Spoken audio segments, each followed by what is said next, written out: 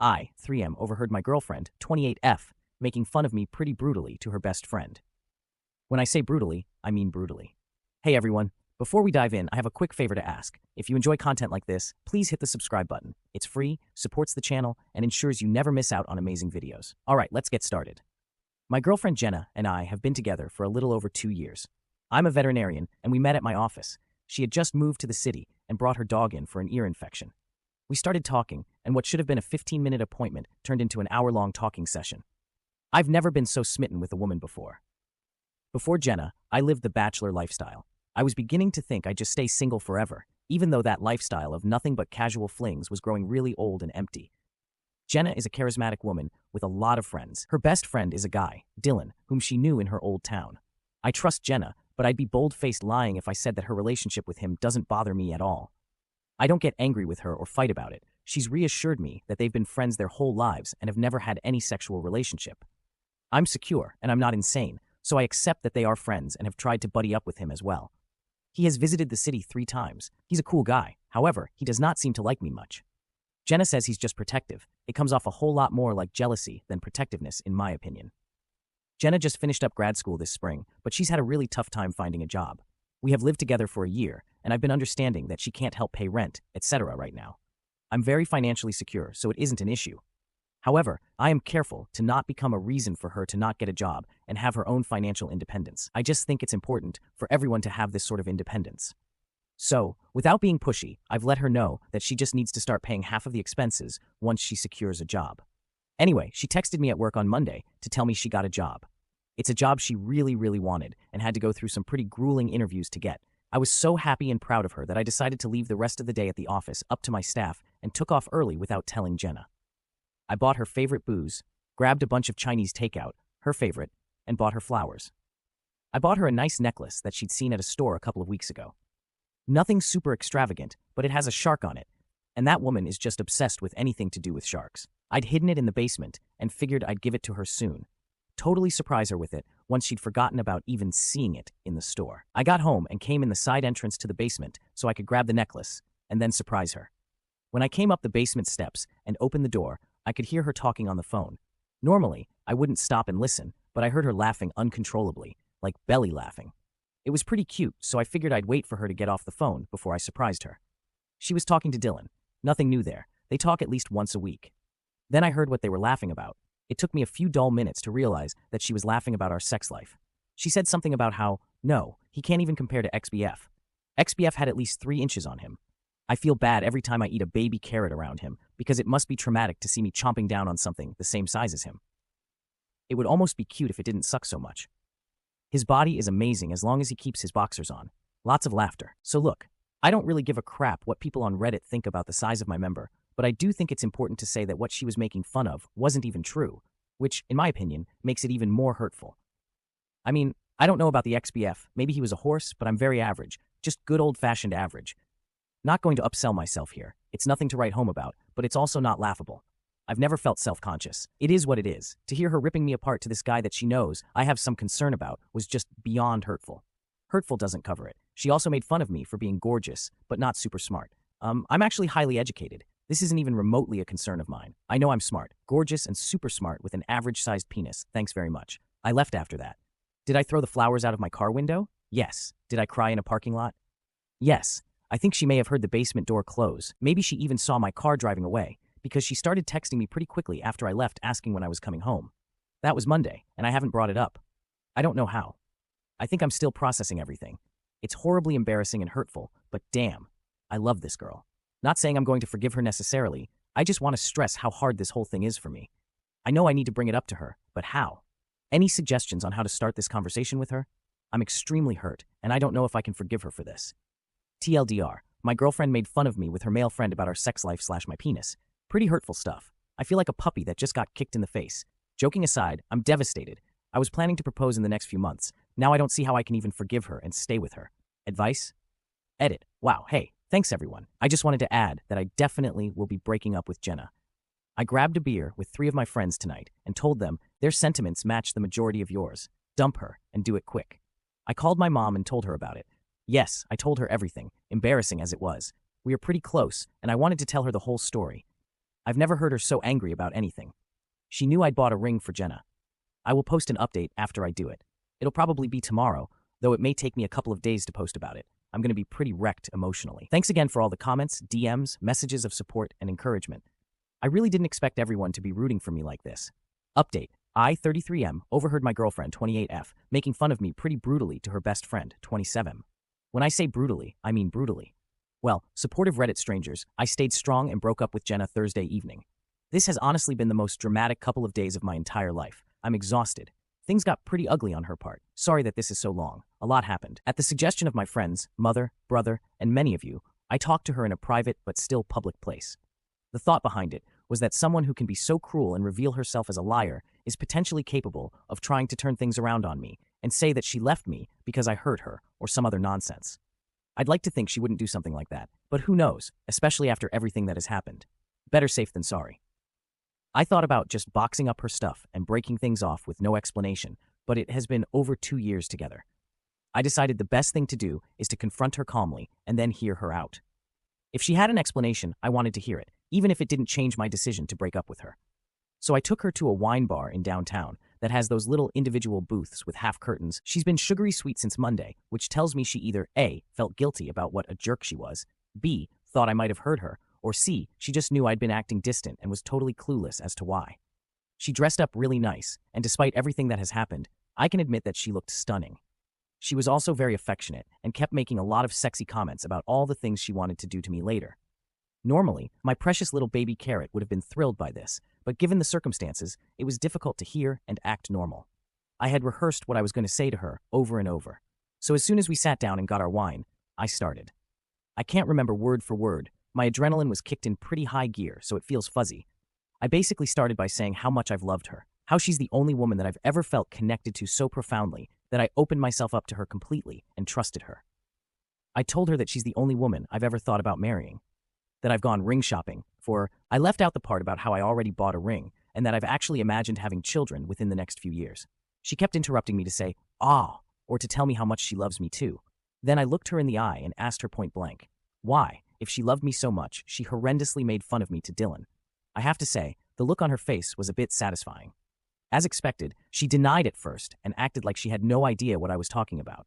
She said, Dylan knows how much she loves me and that she's never made fun of me to him.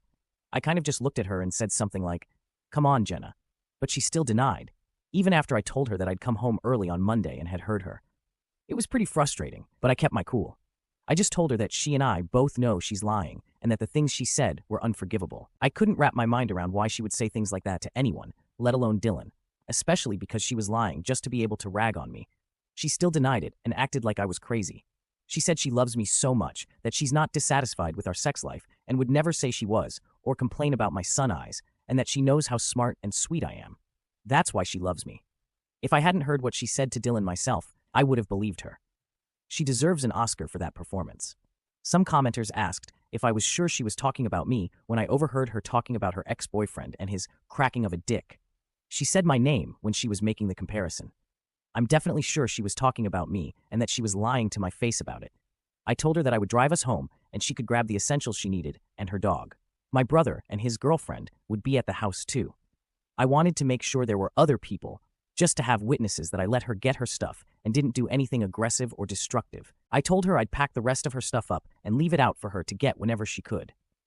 She was in total disbelief that I was actually breaking up with her. She pleaded with me, but my mind was made up and I wasn't budging. It was hard not to cry in front of her, though, when she kept saying how much she wanted to be with me forever and that she had planned to be the mother of my children someday. I own my house, and since Jenna hasn't helped with expenses by paying any rent or utilities, I wasn't too concerned about bluntly kicking her out. She kept asking me what she was supposed to do and where she was supposed to sleep. I told her it wasn't really my problem anymore and that she has plenty of friends she can stay with until she gets her own place. Basically, all of the furniture and decor is mine. She just has clothes, small toiletries, etc. to get out. All of the redecorating she did to my house was done on my dime.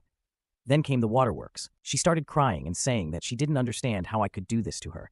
She said she thought I was a nice guy about 1,000,000 times.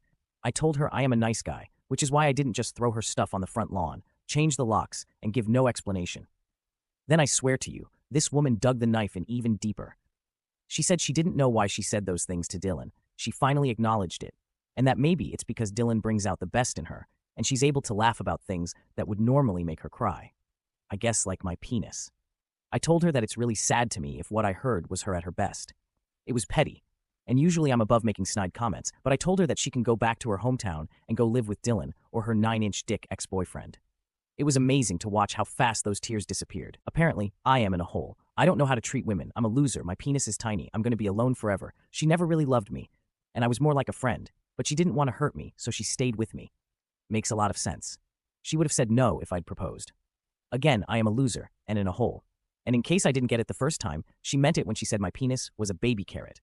Oh, and I will die alone. I told her dying alone is preferred to dying married to a woman who is cruel and doesn't love or respect me.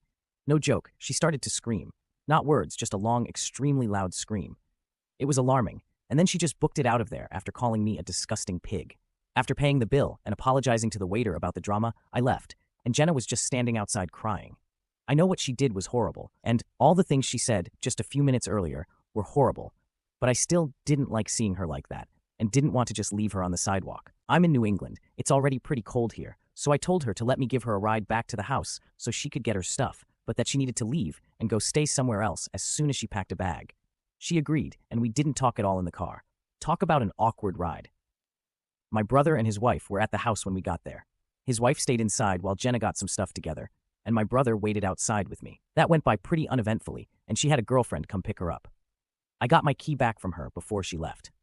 She texted me throughout the night, and the texts ranged from sorry to sad to angry to really angry and back again. I didn't answer any of them and only texted her yesterday morning to tell her that her stuff was on the porch and that she should come pick it up while I'm at work.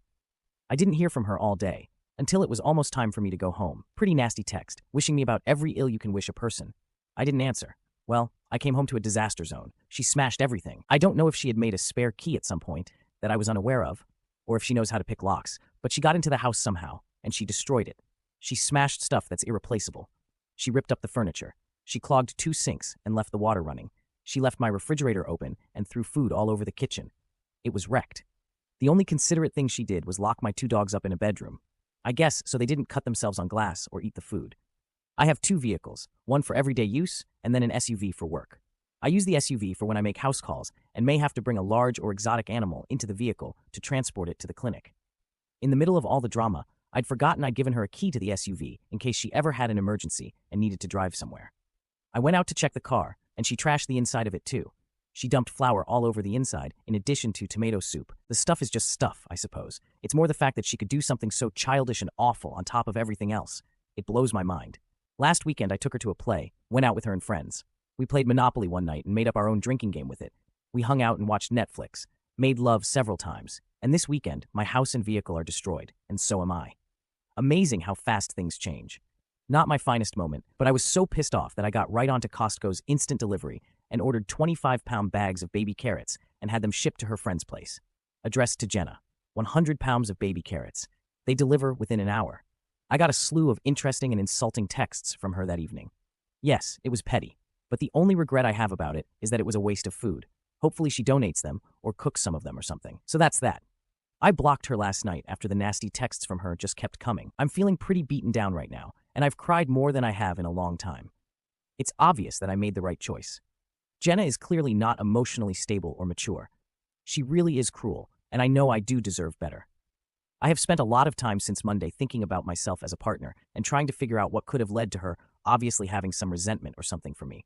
I'm going to be 100% honest here. I work a lot. I try to still make time for the people I love, and I try not to bring work home with me when I've had a bad day.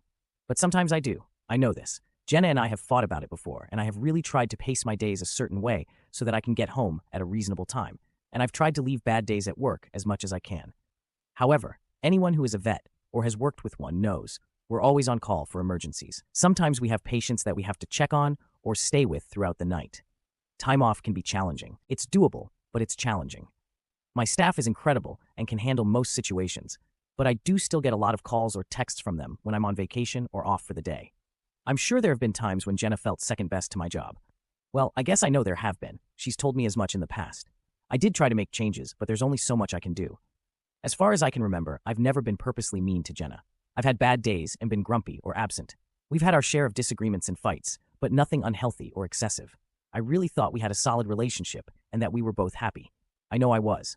It's hard to not question myself and wonder if I really am a letdown or if I neglected her to the point that she felt unloved enough to act the way she did. I don't know. But I do know that no matter what, the way she put me down and the way she reacted to breaking up was way, way out of line. I didn't deserve that, and that's on her. So thank you for rooting for me, Reddit. It's been great to read all the nice words and advice. Time for me and my baby carrot to eventually find a woman who appreciates us for what we are. TLDR, I broke up with Jenna Thursday night. Did not go well. She got nasty and ended up destroying my house, car, and me. But I did it. It's over, and I've blocked her from my phone and social media. I also sent her 100 pounds of baby carrots in a moment of angry weakness. Edit, I did file a police report and took pictures, which will hopefully help with recouping some of the money lost through insurance. As far as the police report, it's very doubtful anything will come of it since I can't prove it was her. Same goes for trying to sue her in small claims court, and honestly, I'd rather not deal with her anymore. I'm going to hope that insurance will cover the damages and just move on with my life.